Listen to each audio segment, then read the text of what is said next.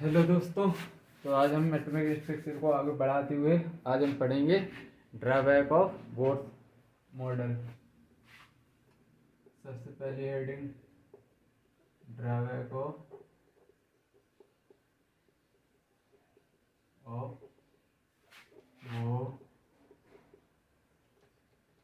Bourse atomic model. तो सबसे पहला ड्रॉबैक इसका था साइमल्टेनियसली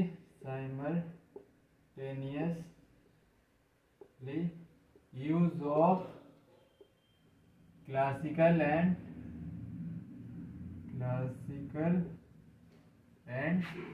क्वांटम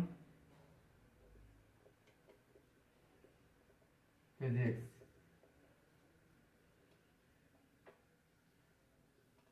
इसने simultaneously use of classical and quantum physics मतलब क्लासिकल और क्वांटम फिजिक्स। क्लासिकल बेसिकली बड़े ऑब्जेक्ट की मैक्रो ऑब्जेक्ट के लिए होती है, जबकि क्वांटम फिजिक्स माइक्रो ऑब्जेक्ट के लिए। लेकिन इसने ने दोनों को मिला दिया था इसी में। तो पहला इसका ड्रॉबैक यही था। दूसरा ड्रॉबैक था नो एक्सप्लेनेशन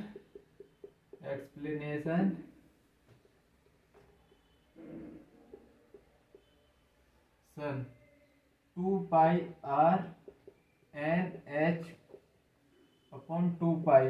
इसने इस क्वेश्चन का भर के यूज किया था, लेकिन तब लोग बागों ने पूछा ये क्वेश्चन कहाँ से आई, 2 pi r is equal to n h upon 2 pi. तो ये बोलता है मुझे क्या पता। Third, no explanation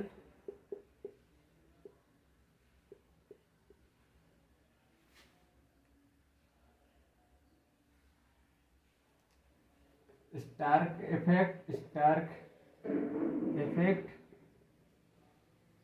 and Zeeman effect.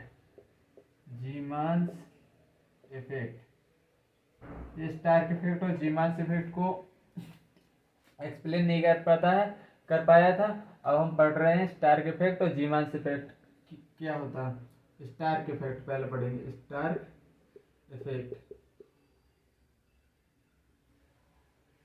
Stark effect में बेसिकली सबसे पहले इधर इलेक्ट्रिक फील्ड ली गई थी। सपोज दैट इधर इलेक्ट्रिक फील्ड प्रेजेंट है और तुमने स्पेक्ट्रल लाइन पढ़ी थी ना अभी, जो स्पेक्ट्रल लाइन। तो जैसे ही उन स्पेक्ट्रल लाइंस को इलेक्ट्रिक फील्ड में डाला गया तो वो स्पेक्ट्रल लाइन स्प्लिट हो गई, टूट गई, मतलब कि छोटे छोटे। तो ये इससे पूछा ऐसा क्यों हो रहा है, तो इसने सीधा मना कर दिया कि ये भी मुझे नहीं पता। इसी तरह जीमांस इफेक्ट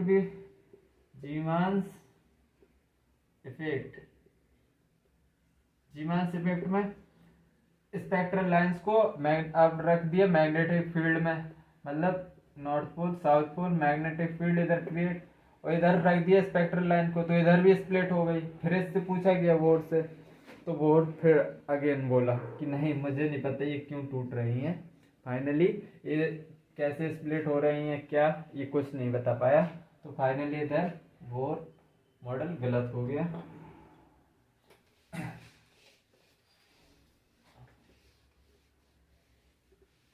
अब हम पढ़ेंगे डी ब्रोगली कंसेप्ट क्या बोलता है। सबसे पहले de Broglie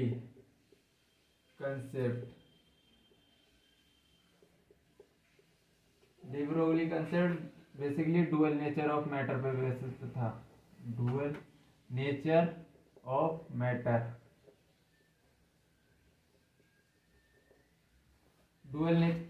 D Broglie wavelength. तो डी ब्रोगली का मानना था जैसे मैटर है तो उसके पास पार्टिकल नेचर भी होगा, वेव नेचर भी होगा। पार्टिकल नेचर भी प्रेजेंट होगा और वेव नेचर भी प्रेजेंट होगा। Wave nature basically particle nature certainty को बताता है। पार्टिकल नेचर किसको बताता है? सर्टेनिटी को। और जबकि वेव नेचर अनसर्टेनिटी को बताता है, अनसर्टेनिटी। अब देखो मैं तुमको इसकी फील दिला रहा हूँ सर्टेनिटी अनसर्टेनिटी की। जैसे मेरे मार्कर है, इस मार्कर को अगर मैं इधर से छोड़ रहा हूँ तो ये हाथ में आ रहा है, ये पार्टिकल नेचर मतलब हाथ में आ रहा है, ये सर्टेनिटी मतलब हाथ में आ रहा है। अब ऐसे हम कागज़ का टुकड़ा ले लें एक, ये है कागज़ का टुकड़ा, अगर हम इसको छोड़ेंगे ऊपर से तो ये कहीं उधर चला गया। ये दो, चाहे हम 10 बार फेंकें कागज़ के टुकड़े को, देखो तुमको दोबारा करके बता रहा हूँ, चाहे देखो दोबारा करके बता दे रहा हूँ, ये 10 बार में भी एक बार में भी हाथ नहीं आएगा, मतलब ये अनसर्टेनिटी। आई थिंक अब तुमको अनसर्टेनिटी अच्छी तरह से समझ में आ गया होगा, सर्टेनिटी की भी फीलिंग आ गई होगी। तो डी ब्रोगली बोलता है अकॉर्डिंग टू डी ब्रोगली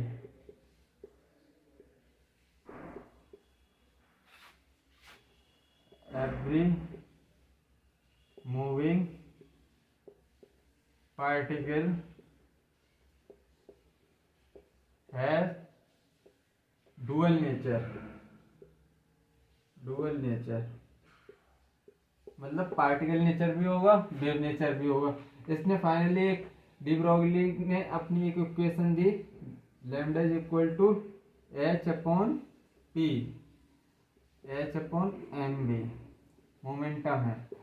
तो इसमें इसने ये डी ब्रोगली की इक्वेशन थी।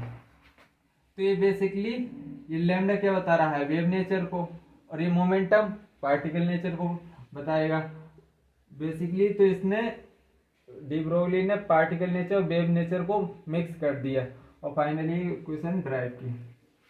तो आई होप तुमको समझ में आया होगा कि डी ब्रोगली ने कैसे पार्टिकल और वेव नेचर को मर्ज किया। अब हम आगे बढ़ेंगे, इसी फॉर्मूले को मॉडिफाई करेंगे आगे।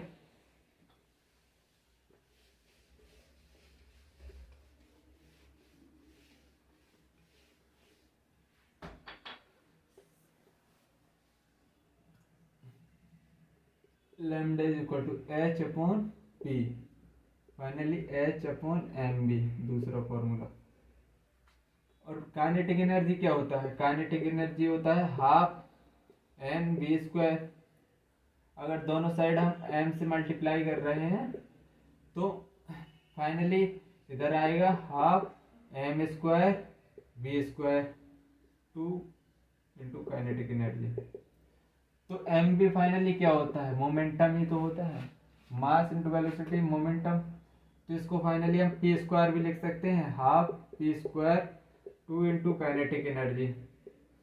तो फाइनली अभी 2 इधर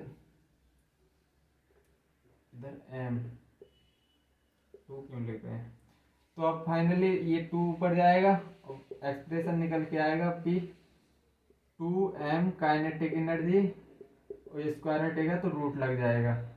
तो मोमेंटम का ये फॉर्मूला निकल के आया है, जिसको हम इधर पुट करेंगे तो थर्ड फॉर्मूला निकल के आएगा h/2m kinetic energy, 2m kinetic energy. और थर्ड एक्सप्रेशन हम ड्राइव कर रहे हैं, आई होप ये समझ में आया होगा। अब हम थर्ड फॉर्मूला ड्राइव करेंगे for charge particle, charge particle के लिए, for charge particle, charge particle के लिए हम फॉर्मूला ड्राइव करने जा रहे हैं। सपोज दैट ये बैटरी है, इसका कुछ पोटेंशियल डिफरेंस होगा, इधर चार्ज पार्टिकल रखा, तो जैसे ही बैटरी ऑन होगी तो इसका एक फॉर्मूला निकल के आता है Q इंटू वी, जो फिजिक्स में आप इसको बहुत अच्छे से पढ़ेंगे। इसको V को वेलोसिटी नहीं है, ये वेलोसिटी, ये एक्सेलरेटिंग पोटेंशियल है। ये V क्या है, accelerating potential, accelerating potential. Finally अब इस काइनेटिक एनर्जी को हम इधर रखेंगे, पुट करेंगे तो एक और फॉर्मूला निकलेगा h/p 2m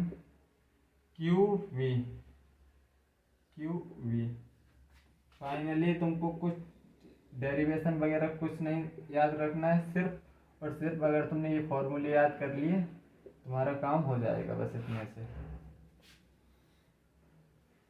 अब हम इलेक्ट्रॉन के लिए भी एक चार्ज पार्टिकल इलेक्ट्रॉन के लिए भी एक फॉर्मूला ड्राइव कर रहे हैं। फॉर इलेक्ट्रॉन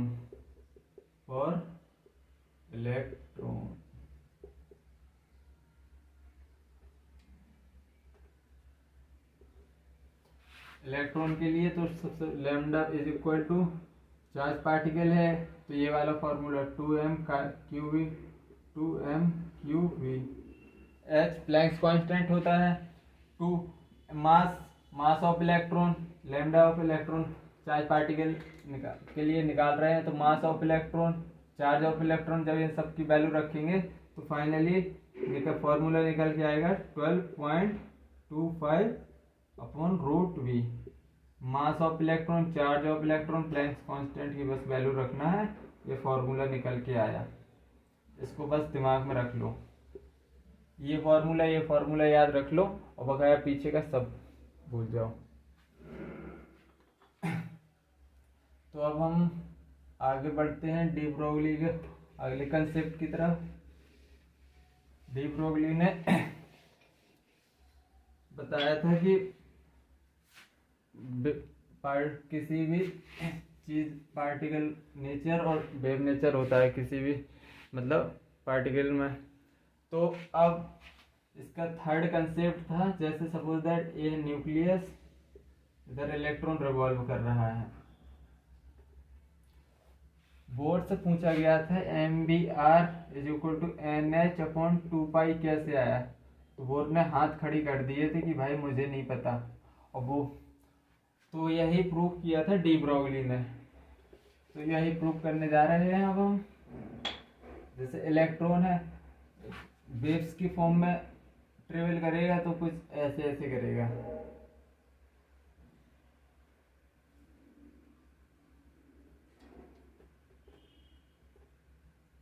वेव्स की फॉर्म में कुछ ऐसे ट्रेवल करेगा। तो अगर इलेक्ट्रॉन एक राउंड लगा रहा है तो कितनी टोटल डिस्टेंस ट्रेवल करेगा, सरकमफेरेंस 2πr डिस्टेंस ट्रेवल करेगा। और उसमें अगर ये 1 लैम्डा,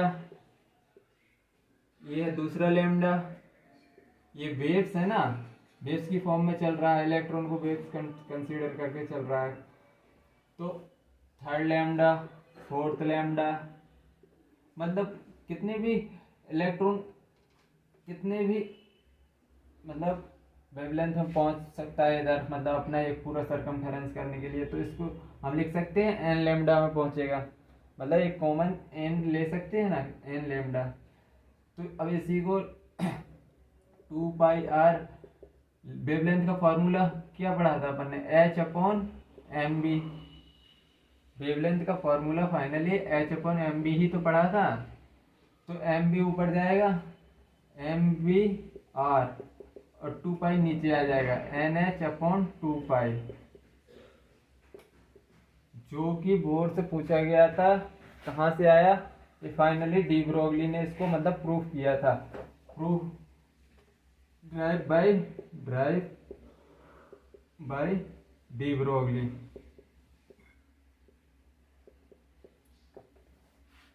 कब प्रूफ, कैसे प्रूफ हुआ था, तब इलेक्ट्रॉन को पार्टिकल नेचर कंसीडर करके आया, वेव नेचर। तो फाइनली वेव नेचर कंसीडर करके आया था, जबकि बोर ने अपना पूरा मॉडल इलेक्ट्रॉन को पार्टिकल नेचर मान के दिया था। उसकी वेलोसिटी, एनर्जी, रेडियस, सब कुछ उसने पार्टिकल नेचर मान के इलेक्ट्रॉन को पार्टिकल नेचर ही माना था। जब हैंस मतलब, और ये फॉर्मूला उसने भर भर के यूज किया था हर चीज निकालने में। तो मतलब उसने पार्टिकल नेचर माना था इलेक्ट्रॉन को, और जबकि ये फॉर्मूला यूज करता रहा तो मतलब इधर डी ब्रोगली ने उसको भयंकर तरीके से मतलब फेल किया है बोर को, कि भाई इलेक्ट्रॉन वेव नेचर का होता है। फाइनली तुम गलत हो। अब तो इस फाइनली बोर गलत हो गया। तो ये फॉर्मूला ड्राइव कब हुआ था? तब electron proof bye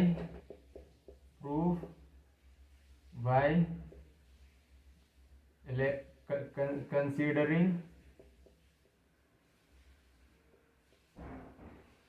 electron wave nature.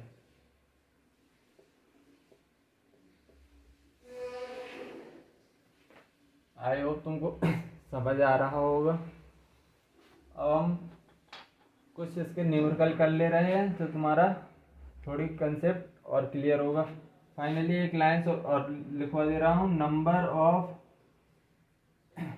Waves is equal to number of cell.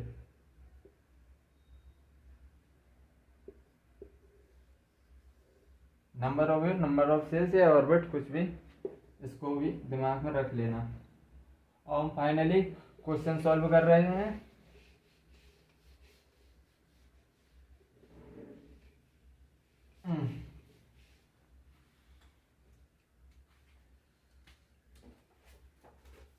पहला question, find the de Broglie wavelength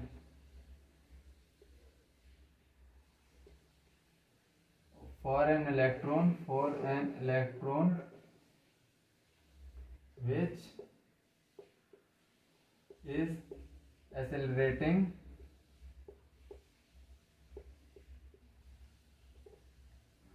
through a voltage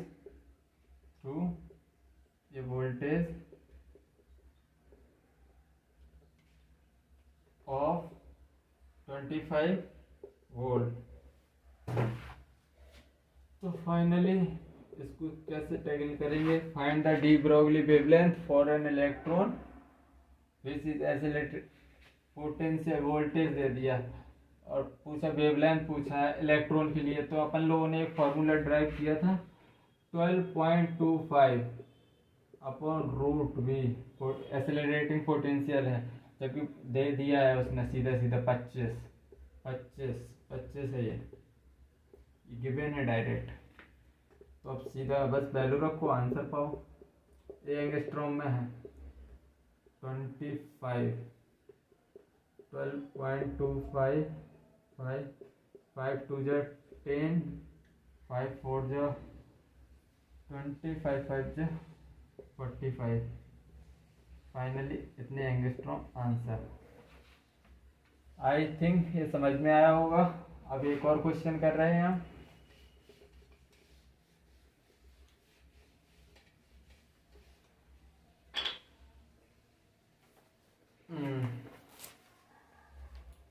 question, A 660 gram ball is moving with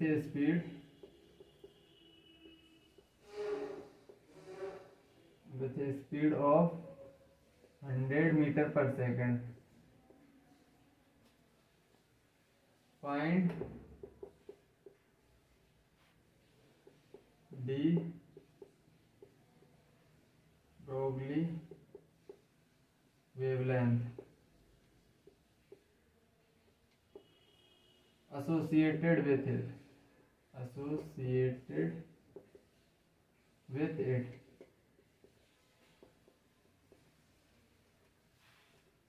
solution। तो इसमें क्या पूछा है? Find the de Broglie wavelength.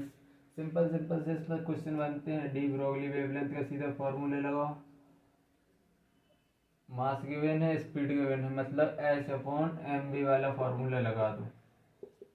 Planks constant की value तुमको याद ही रखना है 6.6 इंटू 10⁻34 अपॉन मास ग्राम में गिवन है, केजी में कन्वर्ट करोगे तो 0.660 केजी बन जाएगा। इंटू कितनी दी है वेलोसिटी? 100 मीटर पर सेकंड। 9 से ऊपर जाएगा तो 660 00 इंटू 10⁻34 अपन 660 इंटू 100 काट पीट दो। 100 से 100 10 10⁻30 10 ऊपर जाएगा 10⁻35। यही इसका आंसर है। आई होप ये समझ में आया होगा। एक और क्वेश्चन करा दे रहा हूं।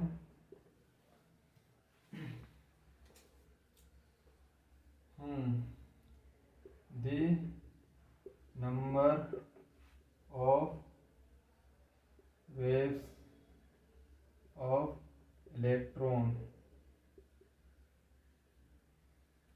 in third orbit of hydrogen atom.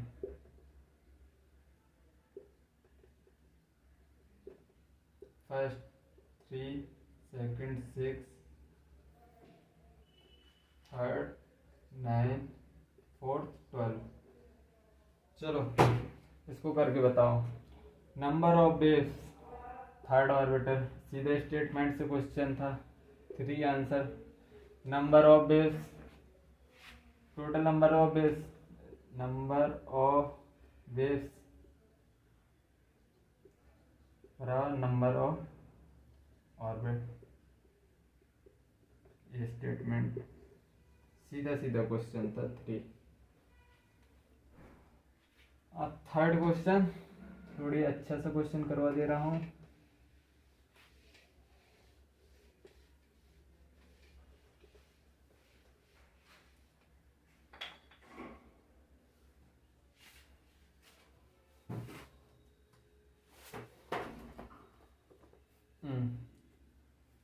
Question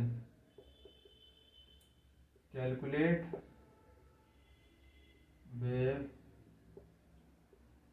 wavelength of electron in third orbit of hydrogen atom।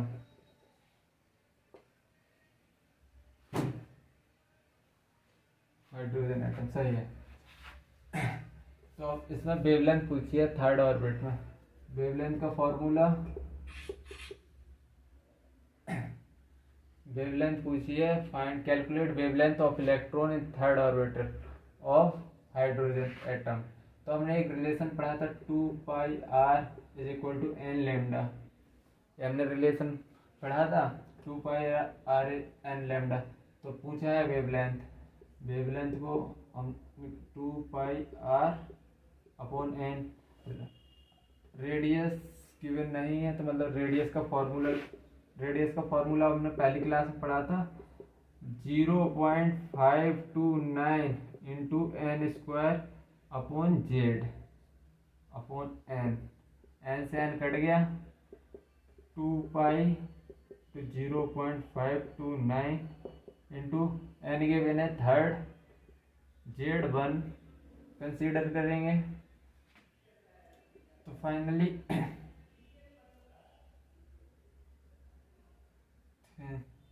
2 into 2π into, अब इसको मल्टीप्लाई कर लो, बस यही आंसर होगा। 529 करते रहना कैलकुलेशन, बस मल्टीप्लाई करना है, आंसर निकल आएगा और कुछ नहीं है इसमें। तो हम आगे बढ़ते हुए तो अब आगे पढ़ेंगे हीजेनबर्ग अनसर्टेनिटी प्रिंसिपल। सबसे पहले हेडिंग डालेंगे हीजेनबर्ग अनसर्टेनिटी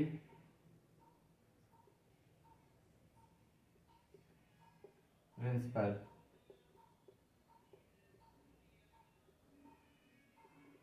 सबसे पहले हीजेनबर्ग अनसर्टेनिटी प्रिंसिपल बेसिकली सपोर्ट कर रहा था डी ब्रोगली को इसने सपोर्ट किया है, उसके मॉडल को बल दिया है, और जबकि बोर को इसने गलत प्रूफ किया है। इसको डी ब्रोगली को सपोर्ट कर रहा था, जबकि बोहर को गलत प्रूफ कर रहा था। तो फाइनली अभी कैसे कर रहा था तो अब हम समझेंगे अच्छे से। तो सबसे पहले इसकी हेडिंग डालते हैं, फिर आगे समझते हैं इसको। Accord it is not possible, it is not possible to measure simultaneously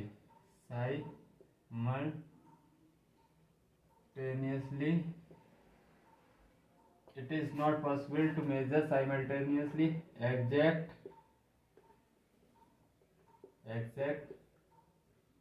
position and momentum of particle as small as electron,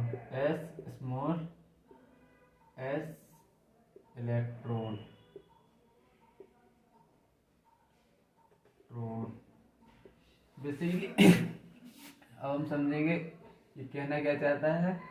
suppose that ये एक ऑर्बिटल है, इधर इलेक्ट्रॉन प्रेजेंट है। अगर हम इसमें इसको इलेक्ट्रॉन बहुत छोटा होता है, स्मॉल पार्टिकल है, इसको इसने कंसीडर किया था वेव नेचर शो कर रहा है। इलेक्ट्रॉन अगर वेव नेचर शो करेगा तो जैसे अगर हम इसमें माइक्रोस्कोप लगाएंगे, इधर से तुम देख रहे हो, ये तुम्हारी आईज है, तो आईज से कुछ रेज निकलेंगी और इलेक्ट्रॉन की तरफ जैसे ही बढ़ेंगी, इलेक्ट्रॉन बहुत स्मॉल पार्टिकल है, जैसे ही मतलब हमने इसकी एग्जैक्ट पोजीशन डिफाइन की किया, इलेक्ट्रॉन इधर है तो इसको कोई एनर्जी देंगे, इधर उधर डिस्प्लेस हो जाएगा। मतलब कि हम एग्जैक्टली इसका नाम मोमेंटम, एग्जैक्ट अगर हम मोमेंटम और मतलब पोजीशन डिफाइन करना चाहे तो ये मतलब नहीं हो सकता। इसका यही मानना था कि हम किसी भी मतलब स्मॉल बॉडीज को, जबकि अगर वेव नेचर शो कर रही है, अगर मैं मेरे ऊपर लाइट डाली जाए तो मुझे मतलब मेरे ऊपर जैसे लाइट आ रही है तो मैं तुम मुझे देख सकते हो, जबकि अगर इलेक्ट्रॉन के ऊपर मैं, क्योंकि मैं पार्टिकल नेचर शो कर रहा हूँ, अगर मैं वेव नेचर शो करूँगा तो कुछ थोड़ी एनर्जी मिलते ही मैं इधर उधर डिस्प्लेस हो जाऊँगा। तो मतलब एग्जैक्ट पोजीशन, एग्जैक्ट मोमेंटम को हम मतलब फाइंड नहीं कर सकते। फाइनली हीजनबर्ग अनसर्टेनिटी प्रिंसिपल यही बोल रहा था। तो इसने बोला था delta x into delta p is greater और equal to h upon 4 pi. अपन एच अपॉन 2 पाई पढ़ के आए हैं, तो इधर याद रखना 4 पाई है इधर। ये प्लैंक्स कांस्टेंट। तो मतलब इसका बेसिकली कहना था, अगर तुमको मतलब पोजीशन पता है तो उसका मोमेंटम तुम एग्जैक्ट पता नहीं कर सकते। अगर तुमको और अच्छे से फील दिलाऊं तो सपोज दैट ऑब्जेक्ट है, अगर इसके पास कुछ वेलोसिटी है, तुम इसकी पोजीशन डिसाइड नहीं कर सकते। तो फाइनली तुमको समझ में आया होगा कि हीजनबर्ग क्या कहना चाहता था। तो इसको ये उसने इक्वेशन दी थी, लेकिन कैलकुलेशन के लिए हम फॉर कैलकुलेशन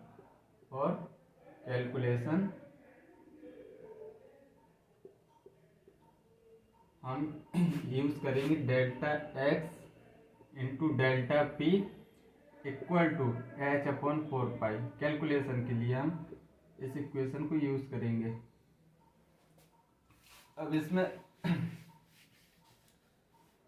डेल्टा एक्स क्या है, डेल्टा पी क्या है। तो delta x finally error delta error को बता रहा है, error uncertainty in position, uncertainty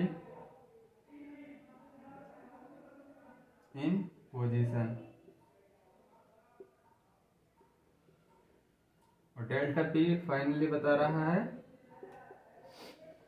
uncertainty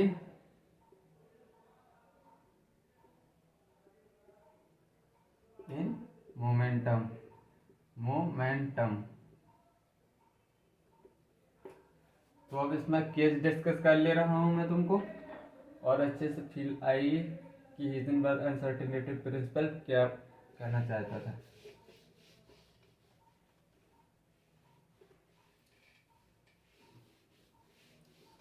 तो पहला केस, अगर डेल्टा एक्स जीरो, अगर पोजीशन में एरर जीरो है तो delta x multiply delta p is equal to h upon 4 pi constant है। तो अगर एरर मतलब अगर एरर पोजीशन में जीरो है तो मोमेंटम में एरर कितनी, मतलब अगर इसमें एरर जीरो है तो ये है तो कौन 4 कांस्टेंट है, h/4 पाई। अगर डेल्टा एक्स में एरर जीरो है तो पोजीशन में अनसर्टेनिटी मतलब एरर ज़्यादा बढ़ जाएगी, मतलब कि इन्फिनिटी पहुंच जाएगी, मतलब इन्फिनिटी पहुंच जाएगा। डेल्टा एक्स जीरो है, अगर इसमें डेल्टा एक्स पोजीशन में एरर जीरो है तो मोमेंटम में एरर इन्फिनिटी पहुंच जाएगी। तो पहला इन्फिनिटी, और डेल्टा पी मोमेंटम होता है मास इनटू वेलोसिटी, मतलब वेलोसिटी में भी एरर इन्फिनिटी पहुंच जाएगा। दूसरा केस बनेगा, अगर डेल्टा पी जीरो है, मतलब एरर मोमेंटम में जीरो है, तो delta x into delta p equal to h/4 pi. अगर मोमेंटम में एरर जीरो है तो अनसर्टेनिटी इन पोजीशन कितनी, इसमें एरर कितना बढ़ जाएगा, मतलब ओवरऑल कांस्टेंट रहना है। अगर इसमें एरर जीरो है तो इसमें इन्फिनाइट होगा। तो डेल्टा एक्स में h/4 पाई डेल्टा एक्स मतलब डेल्टा पी मतलब पोजीशन में एरर इन्फिनिटी पहुंच जाएगी, मतलब बहुत ज्यादा, इसका मतलब बहुत ज्यादा एरर दिखाई देगा। तो फाइनली हम इसने बोर को गलत कैसे किया था, वो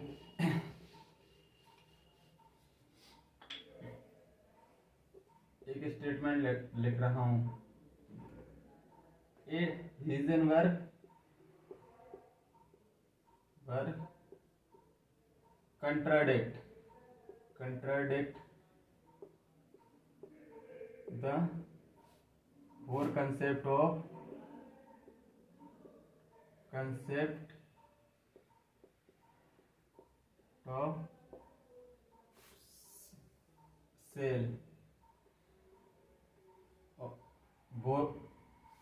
Heisenberg contradict the Bohr concept of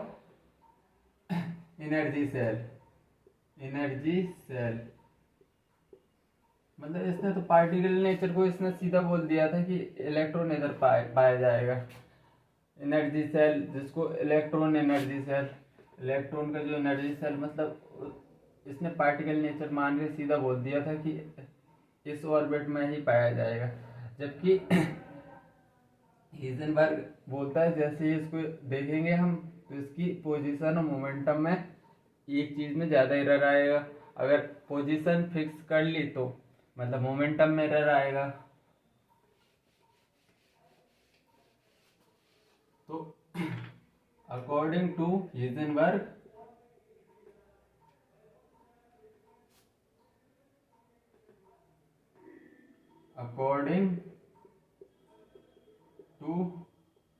Heisenberg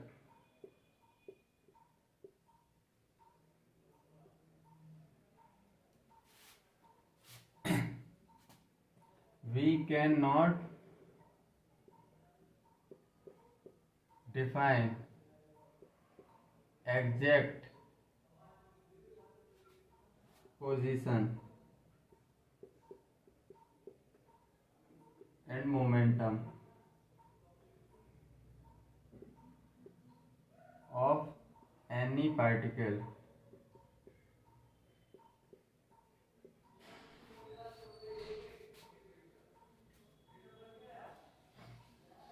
तो इसने तीसरा पॉइंट बोला था, we can define in space where probability of finding electron is.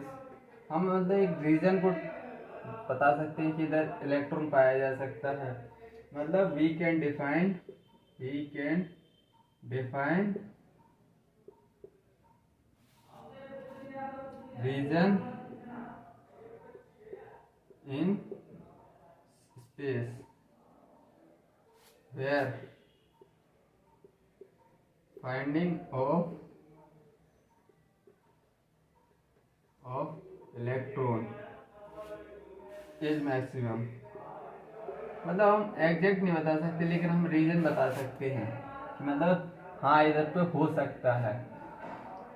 तो अब चलो इस पे एक दो न्यूमेरिकल कर ले रहे हैं, तुम्हारे और अच्छे से समझ में आ जाएगा।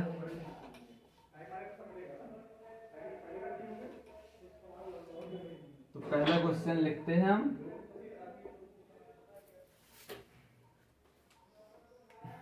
If uncertainty in position and velocity is same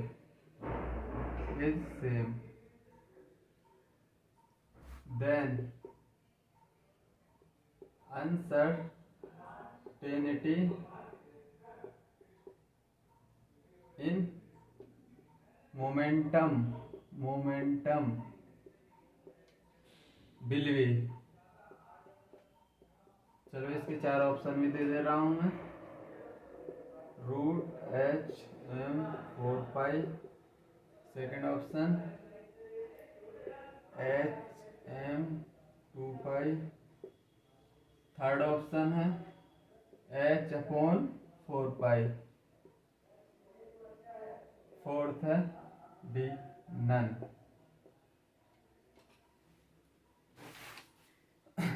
uncertainty in position, सबसे पहले हम इक्वेशन लिखेंगे अनसर्टेनिटी की। Delta x into delta p is equal to H/4π। अब क्वेश्चन में क्या गिवन है, uncertainty in position and velocity are same. मतलब अनसर्टेनिटी पोजीशन और velocity, uncertainty in velocity same है, same. Then uncertainty in momentum, मतलब uncertainty in momentum finally delta p पूछ रहा है। तो मतलब अब हम इस इक्वेशन में m से मल्टीप्लाई करेंगे, m into delta x into delta p is equal to h into m, दोनों साइड m से मल्टीप्लाई किया है हमने 4π। तो ये finally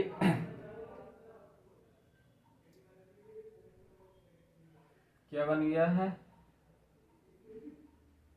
x uncertainty in position equal है, तो डेल्टा x की जगह डेल्टा b लिख सकते हैं ना, जो क्वेश्चन में गिवन है। और फाइनली हम m से दोनों तरफ मल्टीप्लाई कर देंगे। तो फाइनली ये क्या बन गया, मोमेंटम ही बन के निकल आया। m भी होता है तो delta p square is equal to H/m/4π।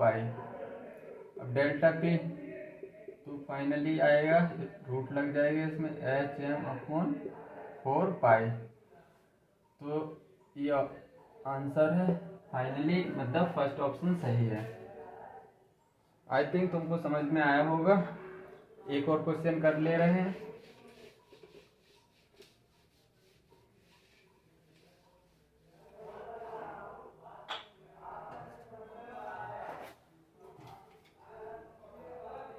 दूसरा question,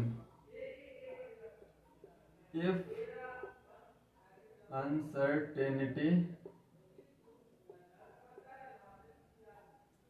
in position and momentum is equal,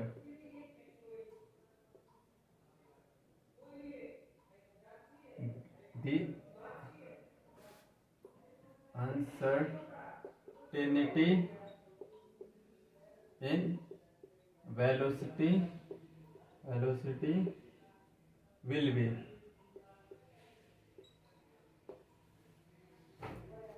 If uncertainty in position and momentum are equal, uncertainty solution, uncertainty in position and velocity equal दी है। Uncertainty in position को delta x, uncertainty in given है, ये given है information. तो हमको uncertainty in velocity find करना है।